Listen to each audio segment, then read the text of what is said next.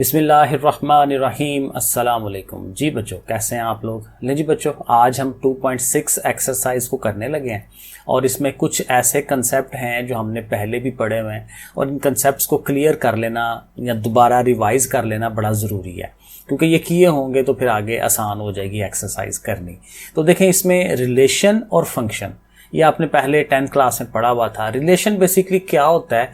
दो चीज़ों का आपस में ताल्लुक है, ठीक है, किसी भी तरह का ताल्लुक है, लेकिन ताल्लुक है। एक के चेंज होने से दूसरा चेंज हो रहा है, एक के इफेक्ट होने से दूसरा इफेक्ट होता है। और हमारे आम रोज़मर्रा की इर्द गिर्द जो है ये चीज़ें, एग्जाम्पल्स जो हैं ये फैली हुई हैं।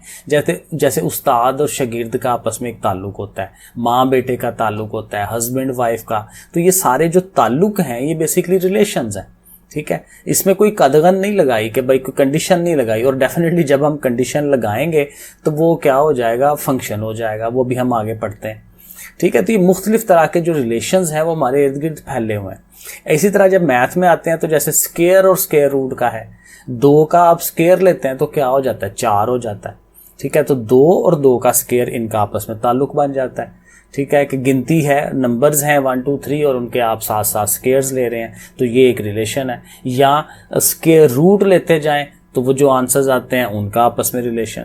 तो बहुत सारे रिलेशंस जो हैं इस तरह से बताए जा सकते हैं। अब जब रिलेशन बनाया जाता है ना, तो वो बेसिकली ऑर्डर्ड पेयर की शक्ल में होता है। ये जहाँ पे लिखा हुआ मैंने ऑर्डर्ड पेयर भी हमने 10th क्लास में पढ़े थे। 5.3 के 4 एक्सरसाइज थी। तो उसमें हम क्या करते थे कि हमारे पास 2 ना वो होते थे, सेट होते थे, ए सेट और बी सेट, और उनका हम फिर क्रॉस लेते थे, ए क्रॉस बी और बी क्रॉस ए। तो वो सारा बना लेते थे। तो उसमें क्या करते थे? ऐसे करके, जैसे ये मैंने बनाया है, ये मैंने ऑर्डर्ड पेयर बनाए हैं।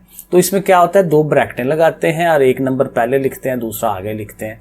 तो ये एक ऑर्डर्ड पेयर है। पेयर मतलब कि उसमें 2 चीज़ें इन्वॉल्व हो रही होती हैं। जैसे 1 और 3 लिखा है, 2 और 4 लिखा है, तो एक जोड़ा है, ठीक है, लेकिन उसको ब्रैकेटों में रखा हुआ है और इसके ऑर्डर का ध्यान रखा जाता है, किसने पहले आना है, किसने बाद में आना है। तो बहरहाल ये ऑर्डर्ड पेयर किसको शो कराते हैं? ये रिलेशंस को शो कराते हैं। रिलेशन को दिखाने के लिए इनका होना ज़रूरी है, ठीक है। तो एक तो ये, और दूसरी बात ये कि ये जो शुरू वाला एलिमेंट होता है ना, पहला, इसको हम क्या कहते हैं? डोमेन कहते हैं। सॉरी, पहले वाले को क्या कहते हैं? डोमेन। और जो दूसरे एलिमेंट्स हैं, जैसे ये 3 और 4 है, तो इसको क्या कहेंगे? रेंज कहेंगे इसको। सेकंड वाले एलिमेंट रेंज कहलाते हैं, फर्स्ट वाले एलिमेंट डोमेन कहलाते हैं। एक ये हो गया। और एक और चीज़ उसने ये बताई भी है कि जब कभी वो ये कहे ना रिलेशंस फाइंड कर रहे हैं इन ए, तो इन ए का मतलब ये होता है कि उसमें बी सेट तो कोई नहीं है, तो आपने ए को ए के साथ ही क्रॉस लेना है। इन कह दे या ऑन कह दे, वो एक ही बात है। अब यहीं से देखें, हमने एक स्पेशल चीज़ बनानी होती है, फंक्शन असल में होते रिलेशन ही है, लेकिन ये कुछ खास किस्म के ताल्लुक होते हैं जिस पे हमने ना कोई कंडीशन लगाई होती है कि अगर ये चीज़ें हो रही हों तो फिर वो वाला जो रिलेशन है वो क्या बन जाता है? फंक्शन बन जाता है। ये देखें लिखा हुआ है, ये क्या है? स्पेशल टाइप ऑफ रिलेशन है, रिलेशन की एक खास किस्म है। अब उसकी कंडीशन क्या है? कंडीशन एक तो ज़ाहिर कंडीशन वही है कि अगर आप वो जी ए और बी 2 सेट लिए हैं, तो उसका जो ए क्रॉस बी आपने मालूम किया है, तो उसमें से ही कुछ ना कुछ चीज़ आपने निकाली हो। तो ये ज़रूरी नहीं है, इसको तो छोड़ दें। ये असल जो ज़रूरी बातें हैं वो नीचे 2 हैं। ये जो सेकेंड वाली कंडीशन है और थर्ड वाली। सेकेंड कंडीशन ये कहती है कि डोमेन ऑफ द फंक्शन, जो भी आप फंक्शन बना रहे हैं, जैसे ये आपने बनाया, मैंने बना दिया इसको सामने, तो उसकी जो डोमेन है वो ए के बराबर होनी चाहिए। यानी ए सेट के अंदर जो एलिमेंट्स हैं वो सारे के सारे उधर जो है वो इस्तेमाल हो रहे हो, ए के सारे एलिमेंट्स इस्तेमाल हो रहे हो, ठीक हो गया। ये पहली बात। दूसरी बात ये ज़्यादा इंपॉर्टेंट है कि first element of no 2 pairs of f are equal, कि जब आप फंक्शन बनाते हैं तो उसमें जो आपने पेयर लिए हुए हैं, उन पेयर्स का पहला जो एलिमेंट है वो रिपीट नहीं होना चाहिए। यानी वही डोमेन वाली जो नंबर्स हैं वो रिपीट ना हो। ये मैंने देखें एक मिसाल लिखी है। अब यहाँ पे देखें 2 और 1 है और 2 और 3 है। 2 के साथ ये 2 चीज़ें जुड़ रही हैं, 2 के साथ 1 भी जुड़ रहा है, 2 के साथ 3 भी जुड़ रहा है। तो यहाँ पे क्या हो रहा है कि हमारा जो पहला एलिमेंट 2 है वो रिपीट हो रहा है, इधर भी और इधर भी। ये नहीं होना चाहिए। जब एक दफ़ा यहाँ 2 आ गया ना शुरू में, तो फिर आगे 2 नहीं, आगे कोई और नंबर आए ए सेट का, ठीक है। तो वो भी हम आगे इसकी बड़ी डिटेल में चीज़ें देखेंगे। तो ये 2 चीज़ें होनी चाहिए। पहली चीज क्या है कि जो डोमेन है वो सारी की सारा ए सेट होना चाहिए, यानी कि शुरू वाले जो एलिमेंट्स हैं वो सारे ए में से हों, ए सारा कवर होता हो। और फिर वही बात है कि जो ए वाले एलिमेंट्स हैं वो रिपीट ना हो, तो ये फिर क्या कहते हैं, उसको फंक्शन कहते हैं। और फंक्शन को ऐसे शो कराया जाता है, ये मैंने लिखा हुआ कि एफ आगे 2 डॉट्स लगाते हैं और a टेंड्स टू b लिखा जाता है कि फ्रॉम a टू b। एक फंक्शन है f जो a से b के ऊपर अप्लाई हो रहा है, ठीक है। a क्रॉस b हमने मालूम किया होगा ना, तो वो a से b, इसको हम ऐसे कैसे लिखते हैं। अब ये देखें, यहाँ आपको ज़्यादा अच्छी समझ आएगी। इसमें एक तो ये है कि फंक्शन भी एक्सप्लेन हो जाएगा और दूसरा फंक्शन की जो किस्में हैं वो भी एक्सप्लेन हो जाएंगी। फंक्शन की जो पहली किस्म है ना, ये वाली है इनटू फंक्शन। अब इनटू फंक्शन में क्या होता है कि ये देखें, ज़रा गौर करें, ये ए सेट है हमारा जिसमें 1 3 5 है, 3 नंबर्स हैं उसके अंदर, और बी के अंदर है 2 4 6 और 8। तो देखें बी के जो एलिमेंट्स हैं वो 2 4 और 6 ये यूज़ हो रहे हैं, 8 जो है वो यूज़ नहीं हो रहा। यानी इनटू फंक्शन कब हुआ करेगा, जब बी जो है वो सारे का सारा इस्तेमाल ना हो। बस ये टोटका याद रखना है। बी में कुछ एलिमेंट ऐसे हों जो बेचारे पीछे रह गए हैं, जिनको हमने इस्तेमाल नहीं किया, क्योंकि देखें 1 का कम्बिनेशन बन रहा है 2 के साथ, 3 का 4 के साथ है और 5 का 6 के साथ है। तो बी का एक एलिमेंट रिपीट नहीं हुआ। तो कुछ ना कुछ एलिमेंट अगर रिपीट नहीं होते 1 2 3 4, तो फिर उसको क्या कहते हैं, इनटू फंक्शन। और अगर आपने फंक्शन की प्रॉपर्टीज जो मैंने पीछे बताई हैं वो देखनी है, तो वो देखें 1 के साथ 2 बन रहा है, 3 के साथ 4 है, 5 के साथ 6 है। तो ये जो ए के एलिमेंट है ना 1 3 5, देखें एक एक दफ़ा यूज़ हुए हैं। 1 जो है किसके साथ यूज़ हुआ है, 2 के साथ। 1 कहीं 4 के साथ या 1 कहीं 6 के साथ तो यूज़ नहीं हुआ, एक एक दफ़ा यूज़ हुए हैं, ठीक है। और सारे के सारे यूज़ हुए हैं, ये भी देखें। यही 2 कंडीशन थी कि सारे यूज़ हों और एक एक के साथ यूज हो। ये नहीं है कि 1 जाके 2 के साथ भी हो रहा है तो 1 जाके 4 के साथ भी हो रहा है।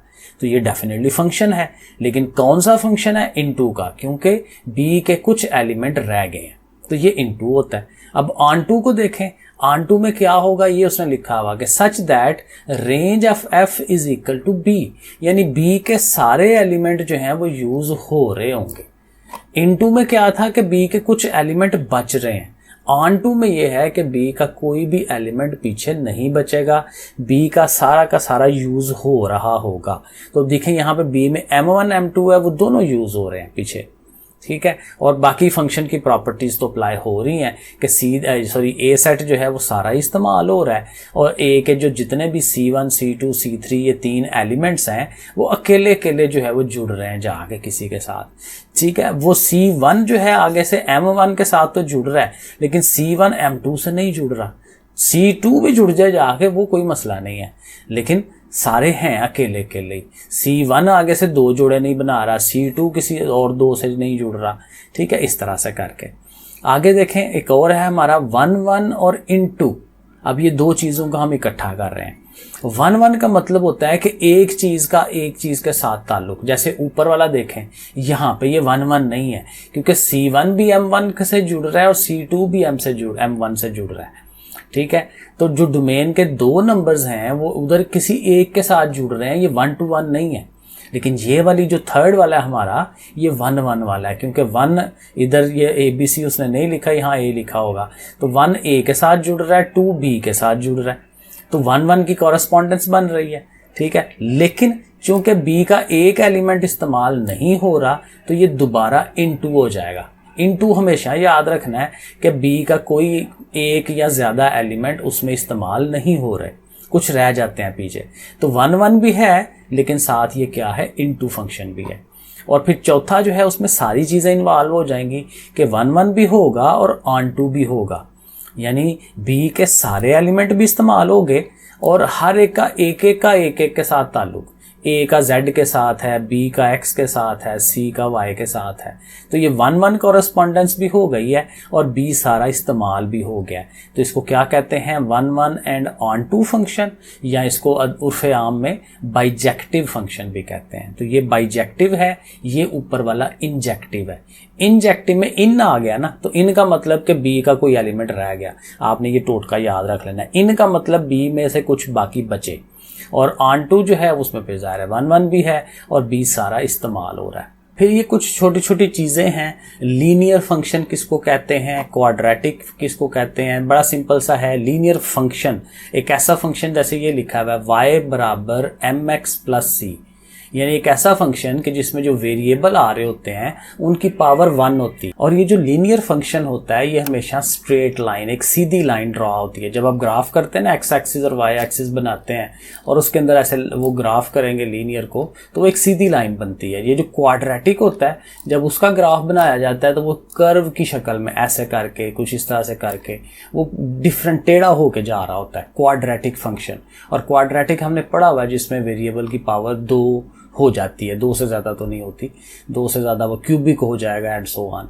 तो अभी हमने ये लीनियर और क्वाड्रेटिक से के साथ ही वास्ता पड़ता है। ठीक है ना, क्वाड्रेटिक इक्वेशन लिखी हुई है y is equal to a x का स्क्वायर, तो वेरिएबल की देखें हाईएस्ट पावर 2 आ गई है, तो वो क्वाड्रेटिक हो जाता है। फिर एक ये इन्वर्स होता है फंक्शन। अब इन्वर्स फंक्शन बड़ा इजी है, अगर आपके पास ये ना y is equal to m x plus c, ये एक फंक्शन बना हुआ है, तो इसको इन्वर्स कैसे करते हैं कि ये चूंकि y की फॉर्म में है ना, y अकेला है, y is equal to m x plus c, तो इसको आप इसमें जो x है उसको अकेला कर दें, x को एक तरफ कर दें, बाकी सारी चीजें दूसरी तरफ ले जाएं। तो उसको अगर आप ये शक्ल बना लेते हैं x is equal to m y plus c, तो फिर ये क्या हो जाता है, उसका इन्वर्स हो जाता है। और इन्वर्स के जो ग्राफ है वो भी वही रहता है। अगर एक वो जो है हमारा वो क्या कहते हैं इसको, लीनियर फंक्शन है, तो लीनियर फंक्शन की अगर सीधी लाइन ऐसे बननी है तो उसकी जो इन्वर्स हो जाएगा वो भी सीधा लाइन ही रहेगी, लेकिन वो इस तरफ की शक्ल की हो जाएगी। चलें जी, एक्सरसाइज शुरू कर लेते हैं। 2.6 एक्सरसाइज हम करने लगे हैं और सवाल नंबर 1 देखते हैं क्या लिखा हुआ है। देखें, क्वेश्चन नंबर 1 है फॉर ए सेट है हमारे पास 1 2 3 4, 4 उसके अंदर एलिमेंट है और कोई सेट नहीं है। ठीक है ना, तो इसका मतलब यही होगा कि यहाँ जो हमें रिलेशन बनाना है वो ए का ए के साथ ही हमने वो जो पेयर्स बनाने होते हैं वही बनाने हैं। Find the following relations in A, ये देखें ना, इन का लफ्ज आ गया, तो जब इन कह दे या ऑन कह दे तो उसका मतलब यही होगा कि हमें ए क्रॉस ए मालूम करना है। तो पहले तो हम ए क्रॉस ए मालूम कर लेंगे ना, ठीक है, उसके बाद रिलेशंस मालूम करेंगे जो नीचे सवालों में दिए हुए हैं। अच्छा, अब वो जो रिलेशन बना लेंगे तो फिर उनका हमने क्या करना है, उनकी डोमेन और रेंज भी हमने बतानी है और उसको ग्राफ भी करना है। तो पहला काम तो हमारा यही है कि हम ए क्रॉस ए मालूम कर लें। वो भी मैंने पहले से ही बना लिया क्योंकि ये बड़ा इजी काम था, ये 10th में हम कर चुके हुए हैं। देखें, हम ए क्रॉस ए लिखेंगे, बराबर का निशान, ए के एलिमेंट 1 2 3 4 लिखेंगे, आगे क्रॉस लगाएंगे, फिर 1 2 3 4 लिखेंगे, ज़ाहिर ये आपको पता है। फिर ये पेयर कैसे बनते हैं वो भी मैं एक दफ़ा आपको दिखा देता हूँ, बता देता हूँ कि आपने ये जो पहला 1 है लेना है और अगले सारे के साथ आपने एक एक पेयर बनाना है। यानी 1 के साथ 1 हो जाएगा, 1 के साथ 2 हो जाएगा, 1 के साथ 3, 1 के साथ 4। इसी तरह पहले में से 2 को उठाना है और फिर आगे 1 के साथ, 2 के साथ एंड सो ऑन। तो ये देखें 1 1 1 2 1 3 1 4 2 1 2 2 2 3 2 4 एंड सो ऑन, ये हमारे बन जाते हैं। हर एक के 4 एलिमेंट बन जाते हैं, टोटल 16 बन जाते हैं। तो ये हमारे क्या बन जाते हैं, ऑर्डर्ड पेयर्स बन जाते हैं। कार्टेशियन प्रोडक्ट हमारी बन गई है कि ए क्रॉस ए हमने मालूम कर लिया। अब जो पहला सवाल है ना वो ये वाला उसने दिया हुआ है कि ये उसने कंडीशन दी है कि भाई ये वाला रिलेशन निकालना है आपने। अब ये क्या है, देखें ये इसको पढ़ते कैसे हैं कि इसमें देखें पहले उसने ये पेयर बनाया हुआ है एक्स वाई, ये आपको नजर आ रहा है, ठीक है। तो एक्स वाई का मतलब ये होगा कि पहला वाला एलिमेंट एक्स कहलाएगा, दूसरा वाला एलिमेंट वाई कहलाएगा इस पेयर के अंदर, ठीक है। और फिर क्या कंडीशन है, कंडीशन ये आगे है कि y should be equal to x, यानी x और y को बराबर होना चाहिए। तो हमने यहाँ से वो नंबर्स उठाने हैं जिनमें x और y बराबर हैं। यानी ये देखें 1 1, फिर आ गई ये 2 2, फिर आ गई ये 3 3, फिर आ गई ये 4 4। जो जहां एक जैसे हैं x और y वो हमने लिख लेने हैं और वो एक रिलेशन बताना है कि भाई ये एक रिलेशन बन रहा है। तो हम अपने रिलेशन को ना R1 से शो करा देते हैं कि भाई R1 लिखने लगे हैं। तो रिलेशन हमने अब ऊपर समझ लिया है कि कौन कौन सा होगा जिसमें एलिमेंट बराबर हैं। 1 और 1 हो गया, 2 और 2 हो गया, उसको लिख लेंगे, फिर 3 और 3 को लिख लेंगे और फिर हम 4 और 4 को लिख लेंगे। सो ये हमारा रिलेशन बन गया, बड़ा इजी है, ओके हो गया। अब यहाँ हमें क्या करना है, इसकी डोमेन और रेंज भी बनानी है। तो वो भी आसान था। डोमेन हमने क्या पढ़ा था, कौन सी चीज़ें होती हैं, पहले पहले एलिमेंट्स उनका एक सेट। तो पहले एलिमेंट में 1 है, 2 है, 3 है, 4 है, बिल्कुल ठीक है। सो 1 2 3 और 4 ये हमारी क्या हो जाएगी, डोमेन हो जाएगी। और रेंज क्या होगी वो भी हम देख लेते हैं। So range is equal to, वो भी जाहिर है वही आ रहे हैं क्योंकि दोनों ने बराबर होना था ना। तो सेकंड जो एलिमेंट है 1 है, 2 है, 3 है, 4 है, ये भी सारे वही हैं, 1 2 3 एंड 4। तो ये हमारी डोमेन रेंज भी होगी। बड़ा इजी काम है। अब असल काम एक और आ गया इसमें कि हमें इसको ग्राफ करना था। तो ये जो 1 1 2 2 2 3 आए हैं इसको ग्राफ करना है। तो ग्राफ बनाने के लिए आपको पता है ये इस तरह का एक्स एक्सिस और वाई एक्सिस हम बनाते हैं। और इसमें आपको पता है कि ये हमारा नीचे वाली जो लाइन है ये एक्स एक्सिस की लाइन होती है। एक दफ़ा लिख लेते हैं फिर हर दफ़ा आपको पता होगा। और इधर जो लाइन है हमारी ये क्या होती है, वाई एक्सिस होते हैं। ठीक है, फिर हमने जाहिर है इसमें फिर वो 1 2 3 को शो कराना होता है। लो जी ये 1 है, इधर चूँकि लाइनें लगी हुई हैं तो ये इजी है शो कराना, 1 2 3 और 4। और जाहिर है 1 2 3 आप इधर भी शो करा लें, इधर 1 है, 2 है, 3 है और 4 है। ठीक है, ऐसे करके। अब चूंकि हमारे नंबर्स बराबर थे, पहला जो पॉइंट था वो 1 1 था, तो x की तरफ से भी 1 और y की तरफ से भी 1, तो दोनों को एक्सटेंड करेंगे, स्केल रख के आगे की तरफ लेके जाएं तो वो ये वाला पॉइंट बनता है। इसी तरह ये जो 2 2 है वो इधर से 2 से ऊपर लेके जाएं, उधर से 2 को आगे लेके आए तो हमारे पास ये वाला पॉइंट आ जाता है। फिर 3 3 पॉइंट जो है वो यहाँ आके बन जाएगा और 4 4 जो पॉइंट है वो यहाँ बन जाएगा। आप अपने पेज के ऊपर ऐसे करके इनको शो भी करा दें क्योंकि अब मेरे पास ये जगह थोड़ी है, तो इसको आप ऐसे 1 1 1 2 ठीक है ऐसे करके साथ इनके लिख दें कि ये हैं। ज़रा थोड़े से प्यारे हो जाए, आप थोड़ा खुला खुला बना लीजिएगा। सॉरी ये लास्ट वाला 1 4 है। ठीक है, ऐसे करके, तो ऐसे करके इनको शो करा देना। तो ये ग्राफ, तो ये हमारा पहला पार्ट जो है मुकम्मल हो गया कि रिलेशन भी हमने बना लिया, उसकी डोमेन भी लिख ली, रेंज भी लिख ली और उसको हमने ग्राफ भी कर दिया। अब देखें यहाँ सेकंड पार्ट में हमें रिलेशन क्या बनाना है। उसी तरह एक्स वाई के पेयर्स होंगे, ठीक है, लेकिन क्या साथ कंडीशन है कि एक्स और वाई को जमा करें तो आंसर 5 आए। चलें जी, उसको रिलेशन R1 उसको दोबारा कह देते हैं। अब दोनों ऐड करें तो 5 आए। तो पहला अगर 1 हो तो दूसरा क्या होना चाहिए, क्योंकि ये x है ना, तो एक में क्या जमा करें तो 5 आता है, 4। 1 और 4 का कम्बिनेशन बन सकता है क्योंकि 4 है हमारे पास ये वाला कम्बिनेशन उसमें। फिर 2 के साथ क्या होगा, 2 के साथ 3 कर लेते हैं, 2 और 3 5 हो जाते हैं। और फिर 3 के साथ क्या होगा, 2 हो जाएगा। ठीक है, 3 और 2 5, दोनों को ऐड करके 5 बनाना है और 4 और 1 मिलके 5 हो जाएंगे। बस यही कम्बिनेशन हमारे बन सकते हैं। आप दोबारा उसको देख सकते हैं जो हमने A क्रॉस A बनाया हुआ था, तो उसमें से यही निकलता है। अब इधर भी हमने डोमेन लेनी है, डोमेन ऑफ R1, तो वो क्या हो जाएगी, पहले पहले एलिमेंट 1 2 3 4, ये दोबारा से वही बन रहा है, 1 2 3 4 लिख देंगे। और रेंज अगर आपने देनी है, range of R1 that is equal to 4 3 2 1, ये भी वही है तो उसको सीधा कर दें, 1 2 3 4 करके लिख लें या 4 3 2 1 भी लिख लेंगे तो एक ही बात है। अब इसको ग्राफ करने की तरफ चलते हैं। ज़रा ग्राफ के लिए इसको थोड़ा इधर कर लेते हैं, ये यहाँ पे कर लिया, ठीक है जी। अब इसको पेंसिल ले लेते हैं और वही चीज़ें बना लेते हैं। ये हमारा जी 1 है, इधर 2 है, इधर ये हमारा 3 है, इधर ये 4 है, इधर भी 1 2 3 एंड 4, ऐसा करके बना लेंगे। अब देखें पहला पॉइंट हमारा है 1 4, तो 1 क्या है, x की तरफ से 1, क्योंकि देखना ऊपर लिखा हुआ है, इसको आपने गौर रखना है कि पहले वाली चीज को x कहनी है, अगले को y कहना है। तो ये हमारा x है, ये पहला एलिमेंट x है, अगला y है, तो x 1 होगा, y 4 होगा, तो x इधर से 1 है, ये x एक्सिस है हमारा नीचे वाला और उधर से वो 4 है, तो ये वाला पॉइंट ये बनता है। तो ये हमारा क्या है, 1 और 4 पॉइंट शो हो जाएगा। फिर 2 और 3 है, x की तरफ से 2 और उधर की तरफ से 3, तो वो ये वाला आ जाएगा। फिर हमारा 3 और 2 है, ये 3 और उधर से 2 आ रहा है, और ये 4 और 1 ने जो है वो इधर आ जाना है। तो इनके साथ भी आप ये लिख दें कि ये हमारा 2 3 आया था, ये हमारा 3 2 आया है और ये हमारा 4 1 आ रहा है। ऐसे करके ये ग्राफ हो जाएगा। अब अगला जो रिलेशन हमने बनाना है वो कौन सा है, अब यहाँ वो कह रहा है कि x और y को जमा करें तो वो इक्वालिटी नहीं है, इनइक्वालिटी है कि दोनों को जमा करें तो वो लेसर आए 5 से छोटा आंसर होना चाहिए।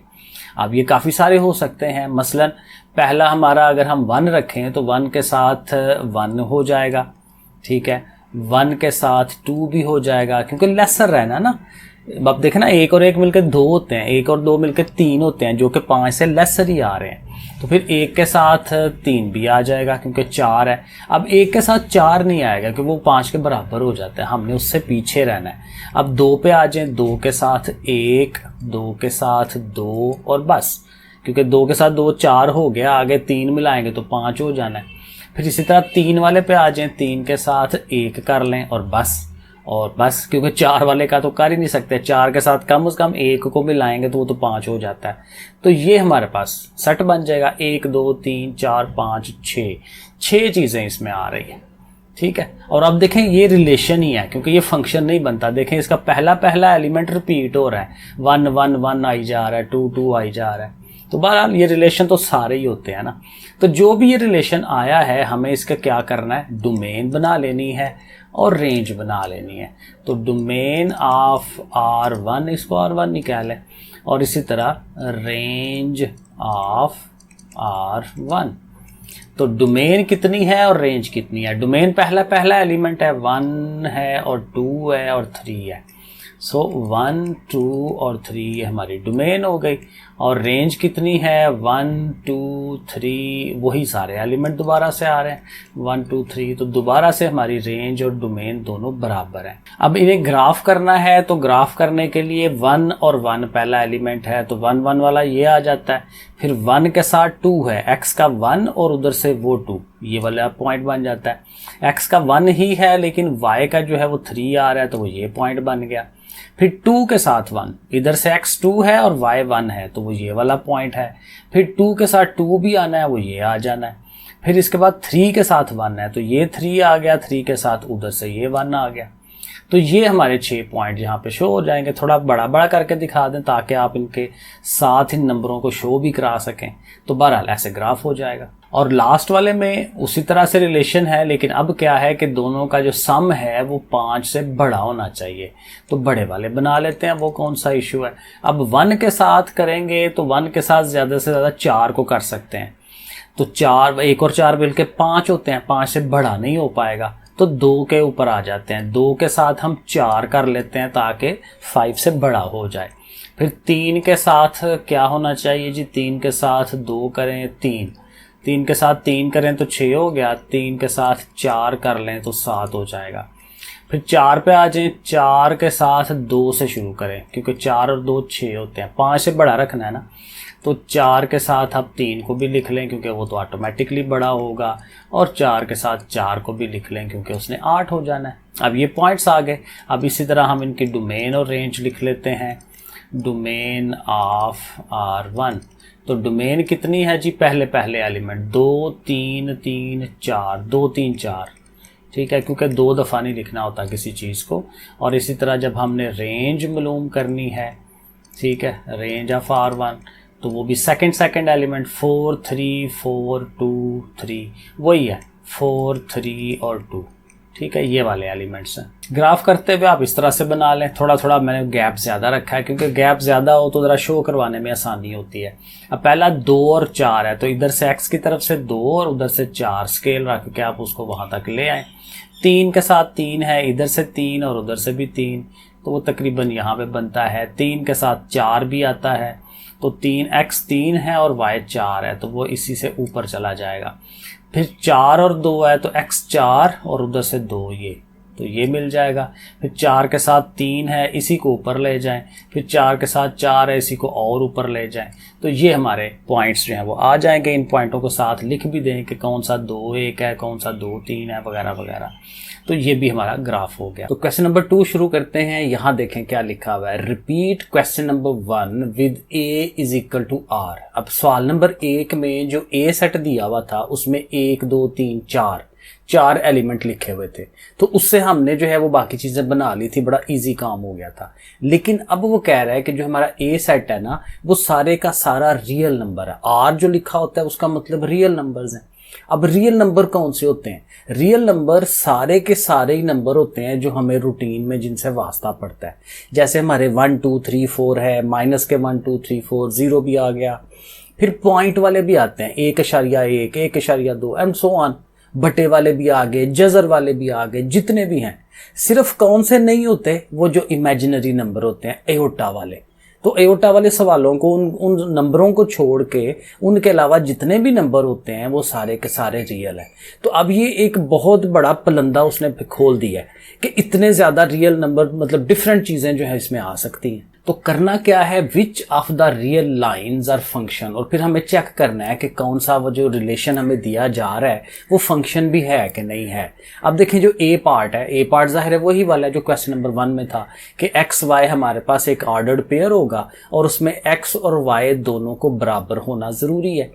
अब यहाँ पे हम उस तरह का वो नंबर नहीं बना सकते, ऑर्डर्ड पेयर्स नहीं बना सकते 1 1 1 2 1 3 जैसे हमने वहाँ बनाया था। क्योंकि इसलिए 1 के साथ 1 बनाएंगे, 1 के साथ 2 बनाएंगे, तो 1 के साथ वो जो 1.1 है, 1.2 है, वो किधर गया, बटे वाले किधर गए, तो वो सारे हम शो ही नहीं करा सकते। तो इसलिए ये वो सवाल है कि जिसमें सिर्फ थोड़ा सा लिख के ही हमने उसको बता देना होता है।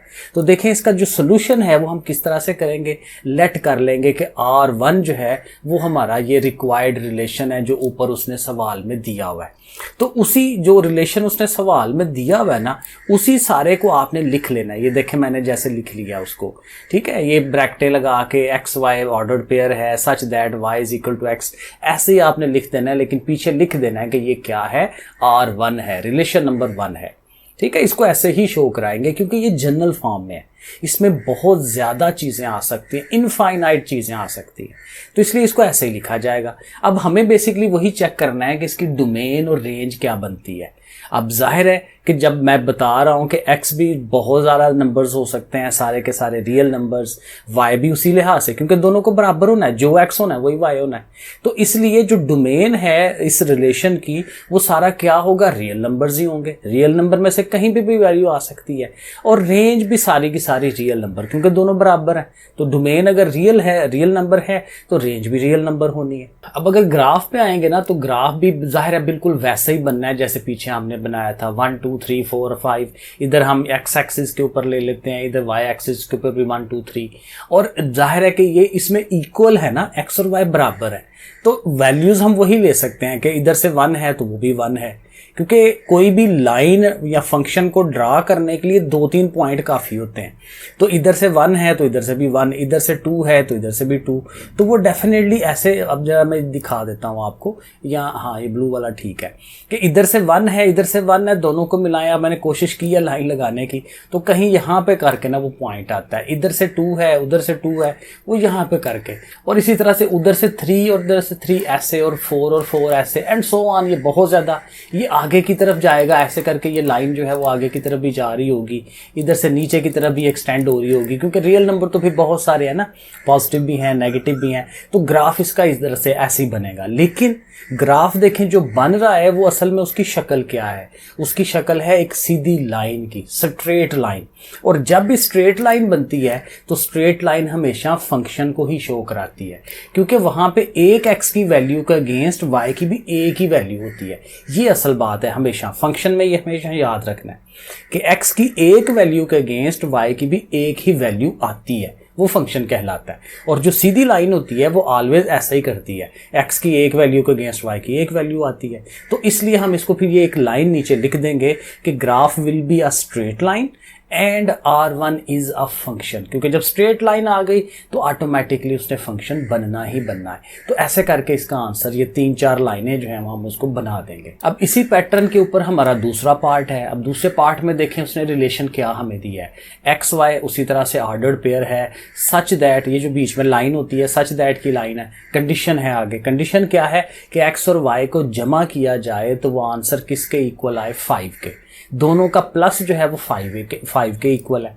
अब यहाँ पे भी वही है, एक्स और वाई की बहुत सारी ढेरों वैल्यूज हो सकती हैं क्योंकि ये रियल नंबर्स हैं, तो इसको भी ऐसे ही स्टार्ट करेंगे हम। यहाँ लेट कर लेंगे R2, ए पार्ट में हमने R1 कहा था, यहाँ R2 कर देते हैं। Let R2 is the required relation वही रिलेशन को नीचे R2 के साथ शो करा देते हैं। R2 इज इक्वल टू वही सारा एक्स वाई सच दैट वो सारा लिखते, और डोमेन और रेंज भी वही रहनी है, क्योंकि ज़ाहिर है एक्स और वाई की वैल्यूज़ उसी रियल नंबर में से ही तो आनी है, उसके अलावा कहाँ से आनी है, आयोटा वगैरह तो आने नहीं है। तो ये दोनों डोमेन और रेंज दोनों रियल नंबर्स ही होते हैं। और जब आपको इसको ग्राफ करना है तो अगेन जो सवाल नंबर 1 है ना, उसको आप चेक कर लें कि वहाँ आपने क्या किया था बी पार्ट के अंदर। वहाँ पे भी हम यही करते थे कि एक्स की वैल्यू 1 लगाई है तो उसके अगेंस्ट वाई की वैल्यू 4 आती थी। तो एक्स की वैल्यू अगर आप 0 लेते हैं तो वाई की वैल्यू 5 आ जाएगी, क्योंकि यहाँ 0 करेंगे तो 5 इज इक्वल टू 5। ठीक है, तो इधर से फिर 5 मिल जाता है आपको, इधर से भी 5 मिल जाता है, और एग्जैक्टली वैसे ही ग्राफ हो जाना है जैसे पीछे था। और वैसे भी इधर से देखें 1 है तो इधर से 5 होता है। ठीक है, वो यहाँ पे आपको पॉइंट मिल जाएगा, फिर 3 और 2 का इधर से पॉइंट, ऐसे पॉइंट, वो पॉइंट मिलेंगे और ये एग्जैक्ट वैसे ही ग्राफ हो जाएगा जैसे पार्ट 1 में हमने ग्राफ उसको किया था। स्ट्रेट फुट्टा रख के आपने इसको लगा लेना है और इसको एक्सटेंडेड शो कराना है, ऐसे डॉटेड एंड पे शो कराएं, क्योंकि ये जाहिर है सिर्फ इतना थोड़ी है, ये तो बहुत ज़्यादा आगे की तरफ पीछे की तरफ जाएगा। लेकिन असल बात जो हमारे फ़ायदे की बात है वो ये है कि ये भी एक सीधी लाइन ही बन रही है, चाहे वो नेगेटिव स्लोप वाली है लेकिन है तो सीधी लाइन ही ना। और जब भी सीधी लाइन आएगी तो हमें डिसाइड करने में, फैसला करने में आसानी हो जाएगी कि ग्राफ जो है वो फंक्शन ही है। हमारा ये जो रिलेशन हमें उसने दिया था वो फंक्शन है, तो graph will be a straight line and R2 is a function, ये हम उसको लिख देंगे। तो ये हमारा बे पार्ट भी हो जाता है। अब सी पार्ट पे आए। सी पार्ट पे उसने तकरीबन वही मिलती जुलती है। यहाँ पे जो रिलेशन है वो वही है कि y प्लस एक्स जो है वो लेस देन 5 है, 5 से छोटा है। अब यहाँ पे भी आपको लिमिट देखनी है कि जब आपने ग्राफ, बाकी चीज़ें तो वही हैं सारी, ठीक है ना। आपने R3 रिक्वायर्ड रिलेशन ले लेना है, ऊपर वाले उसी रिलेशन को नीचे लिख देना है, उसको R3 का नाम दे देना है। डोमेन वही है रियल नंबर्स, रेंज भी वही रियल नंबर्स हैं। और इसका जब आपने ग्राफ करना है तो वो थोड़ा सा यहाँ ध्यान रखना है, क्योंकि यहाँ पे ये है कि 5 के बराबर नहीं है, लेस देन है, इनइक्वालिटी है। तो लेस का मतलब होता है 5 से कम। अब ग्राफ हमारा वही है, क्योंकि देखें x को 0 रखें तो y और 5, y बराबर 5 बन सकता है। तो ये देखें इधर से भी 5 इधर से भी 5, जैसे पिछला ग्राफ था। लेकिन यहाँ देखें हमने सीधी स्ट्रेट लाइन नहीं बनाई, हमने इसको डॉटेड बनाया है। डॉटेड इसलिए बनाया है कि ये उसमें शामिल नहीं होगा, क्योंकि ये एक अपर लिमिट है, उससे हमने नीचे रहना है। ये उसने जो इनइक्वालिटी दी है ना कि दोनों को जमा करें तो उसका आंसर 5 से छोटा हो। तो 5 से जो छोटा है ना, ये मैं पेंसिल ले लेता हूँ, वो जो ये लाइन है उससे नीचे यानी ये वाला एरिया। अब यहाँ आपके पास जब आप उस पर बनाएंगे ना कॉपी के ऊपर, तो आप पेंसिल के साथ इस एरिया को, नीचे वाले एरिया को शेडेड एरिया आपने दिखा देना है, क्योंकि ये असल सारा एरिया है। अब यहाँ पे सीधी लाइन नहीं है, ये सारा एरिया कवर होता है। अब हाली ये नहीं है एरिया, ये सारा एरिया नीचे की तरफ टू मच। लेकिन ज़ाहिर अब इतना ज़्यादा शो पेज को गंदा तो नहीं करेंगे ना, तो एक मुनासिब सा जो है ना, आपने ये लोअर एरिया जो है उसको शेडेड एरिया कर देना है और उसको कहना है कि ये वाला एरिया आ रहा है। तो ग्राफ जो है वो एक लाइन नहीं है, एरिया है। तो एरिया जो है वो उसमें तो फिर आप देखें ना, एक्स की एक वैल्यू के अगेंस्ट वाई की ज़्यादा वैल्यूज आएंगी, ठीक है। तो फिर वो फंक्शन नहीं रहता। तो फंक्शन तभी बनता है जब एक सीधी लाइन बनती है। तो यहाँ हम लिखेंगे graph will not be a straight line rather than an area, वो एक एरिया है, and R3 is not a function, कि वो फंक्शन नहीं है। फोर्थ पार्ट पे आ जाए, ये भी वही चीज़ है, वहाँ पे लेस देन था, यहाँ ग्रेटर देन था, तो एग्जैक्ट वही काम करेंगे। लेकिन चूंकि ये ग्रेटर देन है तो इसका जो एरिया बनना है वो ऊपर की तरफ बनना है, वो पोजीशन सारी वही है, सब कुछ वो देखें ना। लेट R, यहाँ R4 लिख लें, R4 is the required relation, R4 is equal to ऐसे लिख लें। डोमेन ऑफ द R4 वही रियल नंबर्स हैं, रेंज जो है R4 की वो भी रियल नंबर्स हैं। ग्राफ ऑफ करेंगे उसी तरह, इधर से 5 और इधर से 5 स्केल रख के डॉटेड लाइन लगानी है और फिर शो कराना है कि इसका जो एरिया है वो ऊपर की तरफ है, क्योंकि ये अब ये ग्रेटर वाला है। तो ये ऊपर वाली जितनी भी जगह है वो सारा हमारा ये फिजिबल जगह है उसकी, जिसमें हमारा ये ग्राफ इस फंक्शन का बनता है। तो अगेन चूंकि ये स्ट्रेट लाइन नहीं है तो ये एरिया है, तो यही जो ऊपर हमने बात की थी यही बात हमने नीचे लिख देनी है कि graph will not be a straight line rather an area and R4 is not a function.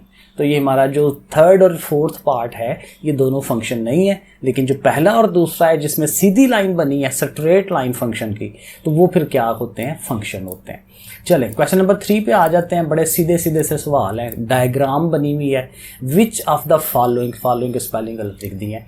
Which of the following diagrams represent functions end of which type, कि ये जो डायग्राम्स नीचे तस्वीरें बनाई हुई हैं हमने, इनमें कौन से फंक्शन हैं, और अगर हैं फंक्शन तो इनकी टाइप क्या है।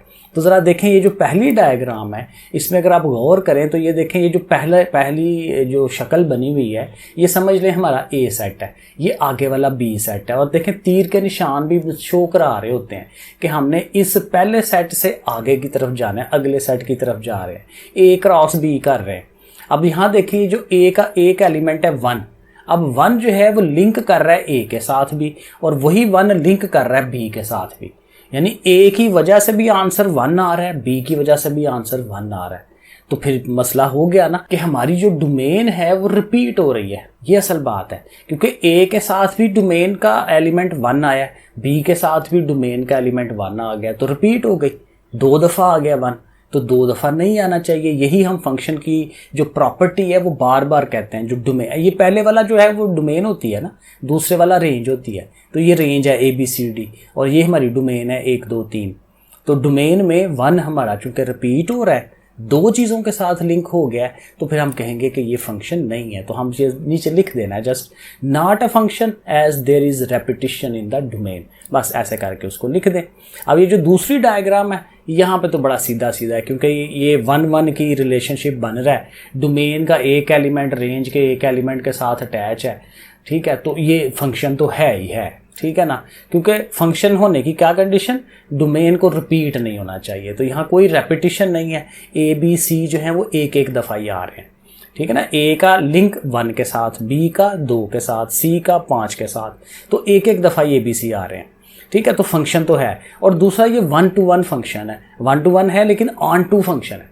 ऑन टू क्यों होता है, ये मैंने क्वेश्चन नंबर 1 में यहाँ शुरू में मैंने बताया था कि ऑन टू वो वाला फंक्शन होता है जिसमें रेंज के सारे एलिमेंट इस्तेमाल हो रहे हैं। रेंज में देखें 1 2 और 5 है ना, सब इस्तेमाल हो रहे हैं, कोई एक एलिमेंट खाली नहीं बचा हुआ। तो अगर खाली बचा हो तो इन टू होता है, और अगर सारे इस्तेमाल हो रहे हैं तो ऑन टू होता है। ये आपने बस देखना है। और 1 to 1 है क्योंकि एक एक चीज़ का एक एक चीज़ के साथ रिलेशन है। तो ये फंक्शन है, 1 1 टाइप है और ऑन टू है, और इसको ओवरऑल कहते हैं कि ये बाइजेक्टिव फंक्शन है। नीचे वाला ये बिल्कुल एग्जैक्ट वही चीज़ है, जो ऊपर वाला एग्जैक्ट वही है कि ये फंक्शन भी है, 1 1 है और ऑन टू फंक्शन है, क्योंकि सारा का सारी जो रेंज है वो इस्तेमाल हो गई है। आगे वाले में देखें तो यहाँ देखें रेंज का एक एलिमेंट जो y है वो इस्तेमाल नहीं हुआ, ठीक है, लेकिन जो हमारी डोमेन है वो सारे एक एक दफ़ा यूज़ हो गए। L जो है आगे से x के साथ अटैच है, M आगे से x के साथ अटैच है, N Z के साथ अटैच है। देखिए रेंज जो है ना, रेंज का एक एलिमेंट जितनी मर्जी के साथ अटैच हो, लेकिन चीज़ ये है कि रेपिटेशन यहाँ नहीं होनी चाहिए। ये जो हमारी डोमेन है उसमें रेपिटेशन ना हो। तो L M N देखें एक एक दफ़ा ही वहाँ से ये तीर का निशान जा रहा है, ठीक है। तो ये फंक्शन है, लेकिन चूंकि ये सारा जो रेंज है सारी इस्तेमाल नहीं हुई, तो फिर इसको क्या कहेंगे कि ये इनटू फंक्शन है। It is a function and it is an into function. अब आ जाए क्वेश्चन नंबर 4 में। यहाँ क्या करना है, यहाँ हमें फंक्शन या रिलेशन जो भी दिया होगा ना, हमें उसका इन्वर्स निकालना है। इन्वर्स मतलब उल्ट है, और उल्ट का मतलब ये होता है कि x और y की जगह जो है आपने चेंज कर देनी है, ठीक है। जैसे वो लिखते हैं ना y is equal to 3x + 5, तो x is equal to 3y + 5, ठीक है। y अकेला है तो आपने x को अकेला कर देना है, तो वो इन्वर्स हो जाता है। Find the inverse of each of the following relations, क्योंकि अभी नहीं पता कि वो रिलेशन जो दिया हुआ है वो फंक्शन है कि नहीं, लेकिन कहता है उसका इन्वर्स फाइंड करें और टेल बताएं कि whether each relation and it's inverse is a function और नॉट, कि वो दोनों जो हैं इन्वर्स भी और असल भी, क्या वो फंक्शन बन रहे हैं कि नहीं बन रहे। तो चलें शुरू कर लेते हैं, इजी काम है। ए वाला पार्ट जो पहला पार्ट है वो देखें, उसमें उसने देखें ये ऑर्डर पेयर्स हमें दिए हैं 2 1 3 2 4 3 5 4 6 5। पहले भी बताया था कि जो पहला एलिमेंट होता है वो क्या कहलाता है, डोमेन कहलाता है। अब पहले तो स्टार्ट अपने आंसर कैसे करना है, मैंने लिख दिया हुआ सारा। लेट करना है कि ये जो भी रिलेशन है उसका नाम क्या है जी, R, ठीक है। R इज इक्वल टू वो सारा कुछ लिख दिया। अब आप पहले एलिमेंट को चेक करें, 2 है, 3 है, 4 है, 5 है, 6 है, एक एक दफ़ा ही आया ना सारे। ये देखें ये तो 2 है, दोबारा नहीं आया शुरू में स्टार्टिंग पे, 2 के बाद 3 आया, फिर 4 है, फिर 5 है, फिर 6 है, रेपिटेशन नहीं हुई। तो रेपिटेशन जब नहीं होती तो वहीं पे हम कह देते हैं कि वो फंक्शन है। ठीक है, तो ये देखें लिख दिया, r is a function as there is no repetition in the domain, domain में कोई रेपिटेशन नहीं है। अब इसका इन्वर्स देखना है। अब इन्वर्स के लिए बड़ा आसान है, आर वही आर लिख के ऊपर -1 जैसे इन्वर्स का हम लिखते हैं, और क्या करना है, जगह चेंज कर देनी है। ये 2 1 है ना, तो 2 1 को देखें हमने क्या बना दिया, 1 2। 3 2 था तो 2 3 कर दिया, जगह चेंज, 2 उधर चला गया, 3 उधर चला गया। 4 3 था तो 3 4 कर दिया, 5 4 है तो 4 5 एंड सो ऑन। तो ये क्या बन गया, इन्वर्स। अब जाहिर चेक करने के लिए तो वही कंडीशन है कि आप पहले एक नंबर को चेक कर लो। 1 2 3 4 5, यहाँ पे भी कोई रेपिटेशन नहीं है, तो ये भी हम कहेंगे कि इसका जो इन्वर्स है वो भी फंक्शन है, क्योंकि डोमेन में कोई रेपिटेशन नहीं है। सेकंड पार्ट भी इसी तरह ही है, जिसमें देखें जो रिलेशन दिया हुआ है 1 3 2 5 जो भी है, तो आपने स्टार्ट कर लेना है, उसको नाम आर रख देना है, और अगेन चेक कर लेना है डोमेन को, पहले एलिमेंट्स को, 1 2 3 4 5, कोई रेपिटेशन नहीं है, तो हम लिख देंगे कि ये एक फंक्शन है। नाउ इट्स इन्वर्स करना है तो जगह चेंज करनी है, 1 3 है तो 3 1, 2 5 है तो 5 2 एंड सो ऑन। और इसकी भी जो डोमेन है वो चेक कर लें, 3 5 7 9 11 अलग है, और चीज़ें हैं। ठीक है, तो कोई रेपिटेशन नहीं है, तो ये भी हम कहेंगे कि इसका जो इन्वर्स है वो भी फंक्शन है। तो देखिए बड़ा सिंपल सा काम। सी वाले में जो है थोड़ा सा उसने बड़ा काम दे दिया है। उसने कहा जी एक्स वाई हमारे पास जाहिर है वही ऑर्डर्ड पेयर जैसे होता है, एक एक्स है एक वाई है, और कंडीशन ये है कि ये रिलेशन है, ये उसने दिया हुआ इक्वेशन की शक्ल में, वाई बराबर है 2x जमा 3। ठीक है, स्टार्ट उसी तरह से करना है, लेट करना है, उस सारे का नाम हमने आर रख देना है, तो ये हमने आर रख दिया। अब देखें मैंने शुरू में आपको बताया था कि जो अब देखें ये जो है y बराबर 2x प्लस 3, ये एक लीनियर फंक्शन है। लीनियर ही है ना, लीनियर में क्या होता है कि x और y की जो पावर है वो 1 आती है। तो यहाँ पे देखें इनकी पावर्स जो हैं वो 1 1 है x और y की, और लीनियर फंक्शन को जब ग्राफ करते हैं तो वो हमेशा एक स्ट्रेट लाइन बनती है। तो ये लीनियर फंक्शन है, इसका ग्राफ करेंगे स्ट्रेट लाइन होगी, तो फिर डेफिनेटली ये क्या है, फंक्शन है। सवाल नंबर 2 में हम यही तो कह रहे थे, तो यहाँ लिख देंगे r is a function as it is a linear equation which represents a straight line. तो स्ट्रेट लाइन से हमें आइडिया हो जाएगा कि वो फंक्शन है। अब इसका इन्वर्स लेना है। अब इन्वर्स का जो तरीका है वो क्या करते हैं, मैंने आपको बताया था कि x और y की जगह चेंज कर देते हैं। तो देखें y की जगह पे हमने x लिख दी है और x की जगह पे हमने y लिख दी है। यहाँ तक काफ़ी है, लेकिन सम टाइम हम असल जो इन्वर्स फाइंड करने का तरीका है ना वो थोड़ा इससे आगे और जाया जाता है। यहाँ अगर आप नहीं भी आगे जाएंगे तो कोई मसला नहीं है, लेकिन मैं आपको करके दिखा देता हूँ। होता ये है कि आपने इसको थोड़ा सा हल कर लेना है। ये लिखा हुआ है ना x is equal to 2y plus 3 लिखा हुआ है, ये मैं साथ सॉल्व करवा रहा हूँ। ये आप नहीं भी करेंगे तो इशू कोई नहीं है, इसके बगैर भी हो जाएगा, लेकिन आपको नॉलेज होना चाहिए। तो ऐसे है ना, तो आप यहाँ से अब y को अकेला करें, x माइनस 3, ज़ाहिर है प्लस 3 इधर आकर माइनस हो गया, और 2y इधर आ गया। अब 2 को भी इधर ले आए, 2 मल्टीप्लाई हो रहा है, इधर आके डिवाइड होगा, तो ये बन जाएगा x माइनस 3 ओवर 2 बराबर y। और अगर आप सीधा कर दें तो ऐसे होगा y बराबर x माइनस 3 ओवर 2। ये असल जो है ना इन्वर्स फंक्शन बनता है ये वाला, क्योंकि देखें जो असल फंक्शन था वो भी y की शक्ल में था, y is equal to 2x plus 3। तो जब हमने x और y, ये स्टेप्स होते हैं इन्वर्स फाइंड करने के, कि पहले क्या करना है, y की जगह आप x लिख दें, x की जगह y लिख दें। जब ये चीज़ बन जाती है तो उसको फिर आप y के लिए सॉल्व करवाते हैं, और ये असल में होता है इन्वर्स फंक्शन। ठीक है, तो अब मेरा ख्याल है नंबरों पे डिपेंड करता है, अगर नंबर ज़्यादा हुआ है तो ये पार्ट भी शामिल कर लें कि भाई उसको कहें कि ये इन्वर्स जो है वो इस तरह है। यानी एक स्टेप आप इसका और बना सकते हैं अगर आप बनाना चाहें कि r inverse is equal to ऐसे करके वही सारी कुछ ब्रैकेटें वगैरह लगा के, ठीक है ना, ये ज़रा एक दफ़ा देख लें। तो आपने फिर लिखना है y is equal to x minus 3 over 2, और साथ जो भी उसने कंडीशन दी हुई है ना कि x जो है वो बिलोंग करता है r से, यानी कि रियल नंबर से, तो यहाँ तक। तो ये स्टेप भी आप इसमें शामिल कर सकते हैं। ठीक है, ना भी करें तो फिर भी ठीक है, इसके बगैर भी हो जाता है। अब देखिए ये जो हमने इन्वर्स बनाया है, एक नीचे वाला बनाया है, एक ये ऊपर बनाया है, दोनों हैं तो एक ही, लेकिन दोनों में देखें अगेन बात वही है, लीनियर फंक्शंस है। इसमें भी अभी चेंज करने से कोई फ़र्क तो नहीं पड़ा, x और y दोनों की पावर्स फिर 1 1 नहीं है फ़िलहाल। तो चूंकि 1 पावर्स ही हैं तो ये लीनियर फंक्शन है। लीनियर जब भी ग्राफ करेंगे स्ट्रेट लाइन बनेगी, तो चाहे ये हो चाहे ये हो, ये दोबारा से क्या होगा, फंक्शन ही होगा। तो हम लिखेंगे r inverse is a function as it is a linear equation which represents a straight line, जैसे हमने पिछले पार्ट में बताया था एग्जैक्टली यहाँ पे भी बना देंगे। अगला पार्ट भी इजी है, इतना मुश्किल काम नहीं है। देखें उसने लिखा हुआ है एक्स वाई और सच दैट कि वाई का स्केयर आ गया, पिछले में यहाँ पे नहीं था। अब ये लीनियर नहीं है, ये क्वाड्रेटिक है, 2 पावर आ गई है ना, y square is equal to 4ax। अब इसको थोड़ा सा हल करें क्योंकि ये वाई का स्केयर है। सिंगल वाई हो तो फिर हमें पता चलता है कि उसका क्या बनना है। तो चूंकि वाई का स्केयर है तो फिर आप अंडर रूट लेते हैं। तो ये देखें मैंने स्टेप्स बनाए हैं, नीचे वाले स्टेप में आके मैंने उधर अंडर रूट ले लिया है। और आपको पता है जब अंडर रूट लेते हैं तो फिर आपने प्लस माइनस भी ज़रूर लगाना है, ठीक है। और 4 का चूंकि अंडर रूट हो सकता है तो मैंने एक और स्टेप बना दिया है कि 2 को भी बाहर निकाल दिया, ठीक है, तो वो 2 बाहर आ गया। अब ये जो रिलेशन है यहाँ देखें, अगर आप x की जगह कोई वैल्यू पुट कराते हैं तो जब आप पुट कराएंगे तो देखें बाहर प्लस माइनस है, तो प्लस माइनस क्या होता है, एक आंसर प्लस में आएगा एक माइनस में आएगा, यानी x की एक वैल्यू के अगेंस्ट y की 2 वैल्यूज आ जाएंगी। और ये वही काम हो गया जो पीछे मैं बता रहा था कि जो डोमेन है उसकी रेपिटेशन नहीं होनी चाहिए। अब हमारा y जो डोमेन है, डोमेन बेसिकली यही होता है जो डिपेंडेंट वेरिएबल होता है, क्योंकि x पे वो डिपेंड कर रहा है, x के चेंज होने से y चेंज होता है। तो जो चेंज होने वाला है वो बेचारा 2 वैल्यूज दे रहा है। तो ये फिर वही कंडीशन आ जाती है कि चूंकि 2 वैल्यूज आ रही हैं, सिंगल वैल्यू नहीं आ रही, तो ये फंक्शन नहीं है। तो r is not a function as for each x value there are 2 values of y, ठीक है ना, ये हम कह देंगे।